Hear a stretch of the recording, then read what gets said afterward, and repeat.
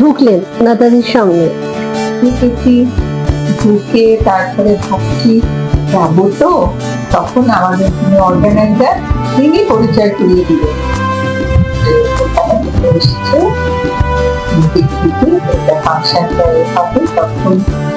আর দু একটা কথা বলে আমার পরিচয় করিয়ে দিলেন।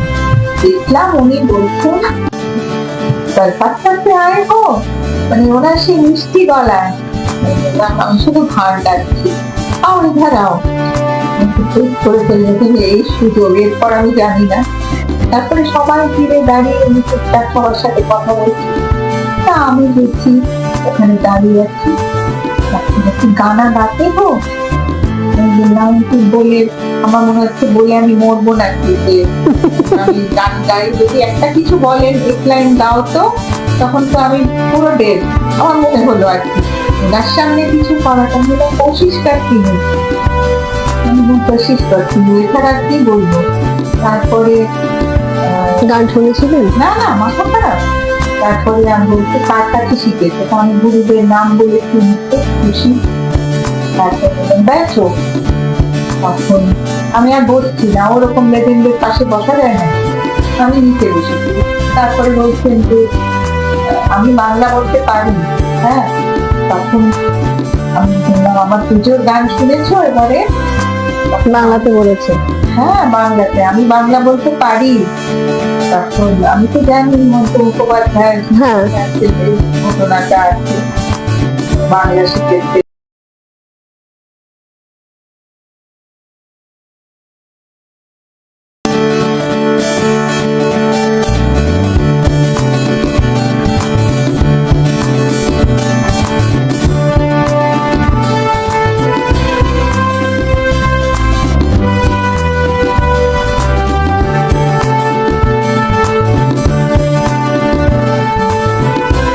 আনন্দমেলায় ছোটদের জন্য প্রবন্ধ লিখতে শুরু করলাম, হঠাৎ একটা গল্প লিখে ফেললাম, ছাপা হয়ে গেল। আমি বহু এগুলো আসতো কি করে? আপনি প্রবন্ধ লিখছেন, গল্প লিখছেন, সময় পেতেন কি করে? সময় পেতাম, ভালো লাগা থেকে সময় চলে আসছে, থেকেই কিন্তু চলে আসে সময়টা, জানো তো। গানও করছি, সবই করছি। তারপরে তোমার বহু বছর ওদের পুজো সংখ্যা এবং অন্যান্য সংখ্যায় লিখেছি। তারপরে আমার এই করে বর্তমান চলে এলো, সাপ্তাহিক বর্তমান, বর্তমান পেপারে প্রথম, পরে সাপ্তাহিক বর্তমানে। আচ্ছা, এইবারে ওই ওই ওই হাউসেই আমার সঙ্গে আলাপ হয়েছিল বহু সাহিত্যিক, বহু নাম করা সাহিত্যিক। তাদের মধ্যে একজন ছিলেন বিদ্যান্তী পাল, মারা গেছে। সবাই আমাকে খুব উৎসাহ দিতেন, এবং জয় গোস্বামী কবি, উনিও খুব উৎসাহ দিতেন। কবিতা লিখে দেখা কেমন আসতেন, উনি আবার সেটা কারেক্ট করতেন, এরকম। আচ্ছা, তারপরে কবিতার বইও পড়তে দিয়েছিলেন। এইবারে বিদ্যান্তী পাল খুব পছন্দ করতেন আমার লেখা। আমাকে বলতেন, অনেক তখন প্রবন্ধ লেখা হয়ে গেছে, আমাকে বললেন যে তুমি একদিন এসো আমার বাড়িতে। এইখানে জয়জয়ন্তীতে, জয়জয়ন্তী না মেঘমাল্লা, মেঘমাল্লা তোমার ওই গোলপার্কের দিকে থেকেই বাড়িতে পড়ে। ওনার স্ত্রী সাউথ পয়েন্টে পড়াতেন, চলে আসছিল, আমাকে খুব ভালোবাসতেন। দিব্যেন্দু পালিত, হ্যাঁ, কল্যাণ গৌর। উনি তখন আনন্দবাজারে আছেন। তারপরে উনি যখন আনন্দবাজার থেকে রিটায়ার করলেন, প্রতিদিন ওনাকে নিয়ে গেলেন। তখন উনি আমাকে বললেন যে তুমি লেখো তো, কভার স্টোরি লেখো তো প্রতিদিনের জন্য। আমি তো আমি কভার স্টোরি কোনোদিনও লিখিনি, আমি দেখাচ্ছি তুমি কি করে লিখতে হয়। কভার স্টোরি যখন লিখলে তার কিছু নিয়ম আছে, তোমার লেখাটা ঝরঝরে, তোমার সব লেখা পড়েছি, তুমি খুব বলতেন তোমার লেখা খুব ঝরঝরে, তোমার লেখা পড়তেন সুখপাঠ্য লেখা, এরকম বলতেন। কিন্তু লিখবে যা আমাকে দেখাবে। একটা গল্প লিখলাম, নিয়ে চলে গেলাম, দাদা দেখে তুমি। বৌদি খুব ভালোবাসতেন, তো দাদা এসে গেছে, তোমার তুমি ট্রাই করে দেখেছি, খেয়ে যাবে মার্কেটটা। আর আমার লেখা যখন বেরোতো, সাউথ পয়েন্টের সব টিচার কলিগদের বলতে নেই, দেখো লেখাটা পড়ে দেখো, এইরকম ভালোবাসতেন। প্রতিদিনে উনি আমাকে কভার স্টোরি প্রচুর লেখা নেন, মানে তারপরে এত মানে চারদিকে নানান, তখন আমার অনেক পরিধি বেড়ে গেছে দৈনিক স্টেটসম্যানের রবিবারের পাতায় লিখছি, বর্তমানে লিখছি, এসব করতে করতে প্রতিদিনে লিখছি। এসব করতে করতে এত প্রবন্ধ হয়ে গেছে, তখন উনি বলেছিলেন, বিদ্যেন্দুদা বলেছিলেন যে তুমি এক কাজ করো, বই বার করো। তো লিখেছো বই বার করো। হ্যাঁ করবো, সেটা তো দরকার, সংকলন করতে হবে। তারপরে গল্প গল্প লিখলাম, সেটাও ওনাকে দেখালাম যে উনি কিছু কিছু জায়গাতে এরকম বললেন, সেগুলো আমি পড়ে দেখলাম, সত্যি তো তাই, মানে অনেক কিছু শিখেছি আমি ওনার কাছে। ক্লাস 3টায় কি করলে শুনতে ভালো লাগে, ওনার একটা পার্টিকুলার স্টাইল ছিল, আমার খুব ভালো লাগতো, তাই আমি পরে নিয়েছি আমার লেখায়। মানে এইরকম কিছু স্নেহপ্রবণ লোক থাকেন না, যাদের কাছে অনেক কিছু শেখা যায়। তারপরে এই করতে করতে উনি তো চলে গেলেন। তারপরে অনেক পরে আমার মানে লেখার পরিধি তখন প্রচুর বেড়ে গেছে, নানান রকম লিখেছি, সবাই কাভার স্টোরি লেখাচ্ছে, এখন নানান রকম প্রবন্ধ সব লিখছি, গল্প, তারপরে যা যা আছে, হাউস আছে, ওয়েবসাইট থেকে সব কিছু, তারা বাচ্চাদের চলছে, সঙ্গে চলছে। প্রচুর সংকলনও তো আছে নিশ্চয়ই, আপনি এত কিছু লিখেছেন, আপনার বইয়ের অনেক বড় ভান্ডার। তারপর বর্তমানের একটা সিস্টার কনসার্ন ছিল শিলাদিত্য বলে, হ্যাঁ, এখন কোভিড এর সময় থেকে ওটা উঠে গেল। প্রচুর লেখা লিখেছি এখানে। মাধবী মুখোপাধ্যায় একটা বিশাল ইন্টারভিউ দিয়েছিল, ওরা আমাকে বললো আপনি এটা করে দিন। ঠিক আছে, সেখানেও আবার এত কিছু জেনেছিলাম ছবির জগৎ সম্পর্কে, উত্তম কুমারের সম্পর্কে।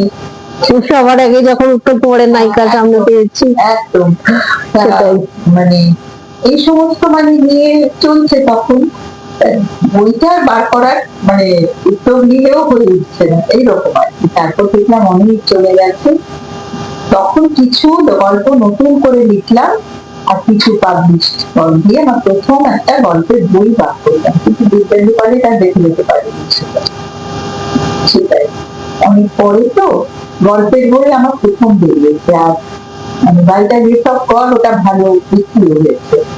আর আমি দেখলাম সাপ্তাহিক বর্তমান, আমি জানতামই না একটা রিভিউ হয়েছে। মানে আমাকে একজন ফোন করে বলছেন যে তোমার বইয়ের এই রিভিউ হয়েছে। মানে ভদ্রলোক দেখলাম ভালো রিভিউ দিয়েছে, কি বলবো, আমি আশা করিনি। আমার প্রথম গল্প ধারাবাহিক গল্প ছিল না, 13টা গল্প, ছোট গল্প, 13টা ছোট গল্প ছিল। মানে উনি যে কি ভালো রিভিউ দিয়েছেন এবং মেনশন করে দিয়েছেন নাম, ক্যারেক্টার, এভরিথিং।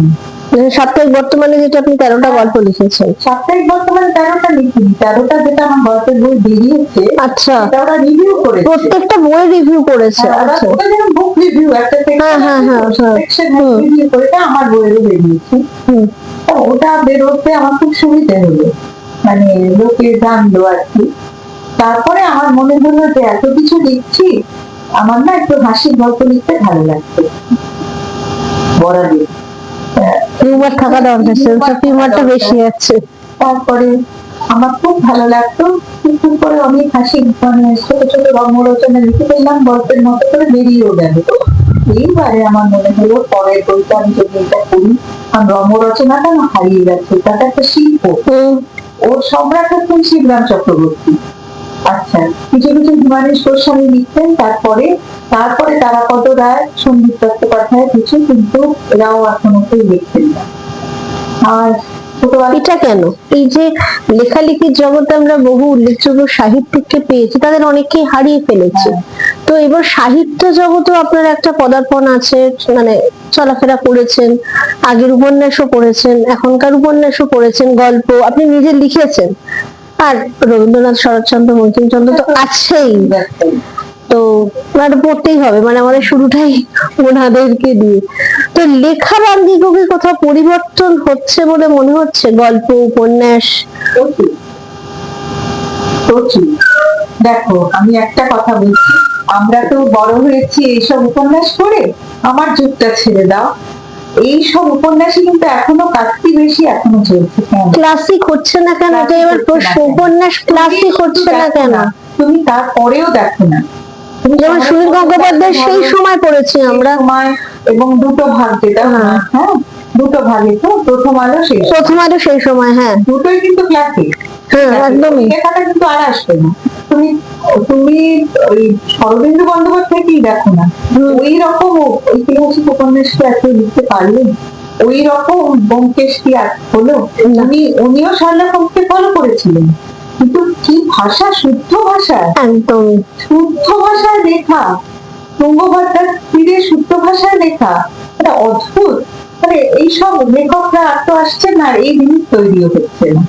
এগুলো জেনুইন লেখা, এটা ইউনিভার্সাল, সেইখানে সবাইকেই পড়ে থাকতে হচ্ছে। আগেকার লেখকদের ক্লাসিক তৈরি হচ্ছে না, ক্লাসিক হচ্ছে না। বনফুল বেরোন ছোট গল্প, অসাধারণ ছোট গল্প, এরকম লিখতেন নরেন্দ্রনাথ মিত্র। এরকম ছোট গল্প কিন্তু খুব কম। আমি যখন ছোট গল্প লেখার ডিসিশন নিই, তখন আমি কিন্তু ও হিন্দি, মোপাসা এসব ভীষণ ভাবে পড়তাম। কারণ আমার আগে যারা ক্লাসিক সাহিত্যিক, তারাও কিন্তু এইগুলোকে ফলো করেছেন, তারাও কিন্তু ওই পড়ে বড় হয়েছেন। অনেক পরে আমরা সুচিত্রা ভট্টাচার্যকে পেয়েছিলাম, অনেক পরে পেয়েছিলাম, তার ছোট গল্প ভালো, তার উপন্যাস ভালো, তিনিও কিন্তু এইসব পড়েই বড় হয়েছেন। আর ওই তারপর থেকে হ্যাঁ ক্লাসিক উপন্যাসিক বা গল্প লেখক আমরা সত্যি পাচ্ছি না। তখন আমার মনে হলো আমি এগুলো না পড়লে, ছোট গল্প লেখার কিছু সিস্টেম আছে, একটা চমক থাকে। এই নয় যে তুমি একটা অদ্ভুত ভাবে শেষ করে দিলে, পাঠক বুঝে নেবে, আচ্ছা। এখনকার লেখাগুলো সব অ্যাবস্ট্রাক্ট হচ্ছে চলে গেছে। মানে এটা কি আধুনিকতার ছোঁয়া? শুধু আধুনিকতা তো বললে হবে না, যেটা পড়তে ভালো লাগে সেটাই কিন্তু চলবে।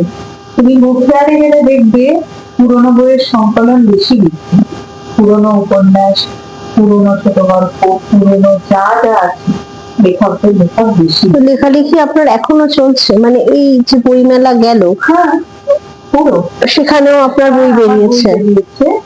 আমি চেষ্টা করি একটু নতুনত্ব আনতে। এই যে রম্য রচনা লিখেছি, এটা তো আমি একদিনে লিখিনি। আমি শিবরাম রচনাবলী, আমার বাড়িতেই আছে শিবরাম রচনাবলী, আমি ভীষণ ভাবে পড়েছি। তারা অন্য কারোর লেখা পড়িনি, কারণ ওনার ওই রচনাবলীর মধ্যে সব রকম জিনিস আছে। কারণ মানুষকে একটা ভালো লাগাটা হইতে নয় যে টাকা থেকে দিয়ে হাসালাম, তাতে নয়, হাসিটা ভেতর থেকে আসতে হবে, তাই না? এরকম তো অনেকেই চেষ্টা করেন। আমি খুব ভয় ছিলাম যে কি রেসপন্স পাবো, কি হবে, হলো কিনা, এইরকম আর কি। পড়তে হবে তো, আমি তো এখনো পড়ি ভালো ভালো ক্লাসিক এবং ইংলিশ, তোমার বেস্ট সেলার, এগুলোও পড়ি। উপন্যাসগুলো ট্রেনটা কোন দিকে যাচ্ছে? ইংলিশের মধ্যে আপনার মানে কোন জায়গাগুলো খুব ভালো লাগে, মানে কোন লেখককে? দেখো, পুরোনো লেখক তো প্রচুর আছেন, সবাইকে মানে গল্প, দেখো টলস্টয়, তিনি একরকম লেখেন। আর ক্লাসিক উপন্যাস যেগুলো আছে, সেগুলোকে তো অন্য কেউ ছুঁতে পারছে না, না ছুঁতেই পারছে না। কারণ এমনি সাধারণ বলছি, ওয়ারান কেস তুমি ধরো, এই একটা অদ্ভুত জিনিস। ইভেন মানে কেউ, এগুলো কিন্তু একটা অদ্ভুত উপন্যাস, বহু সিনেমা হয়ে গেছে। ফরগুন্ডা বেল টোজ যে গল্পটা, তুমি একটা ক্লাসিক, এগুলো গল্প, সিনেমাটাও ক্লাসিক। আমি বলছি তোমাকে, এইসব লেখকরা না চিরকাল বেঁচে আছে, সেটাই বলছি। তারপর দেখো থ্রিলার, দেখো যারা লিখতেন অদ্ভুত অদ্ভুত গল্প, মানে ওইসব যারা ওই জোনটাকে নিয়ে লিখতেন, ফ্রেডরিক ফস্টার, রবার্ট লুডলাম, মানে এদের লেখা পড়লে বোঝা যায় তারা কত ডেসক্রিপটিভ এবং কি ভালোভাবে জিনিসটা কোন হচ্ছে, মারপিট হচ্ছে। এটা কিন্তু থ্রিলার নয়, থ্রিলার ব্যাপারটা একটু অন্যরকম।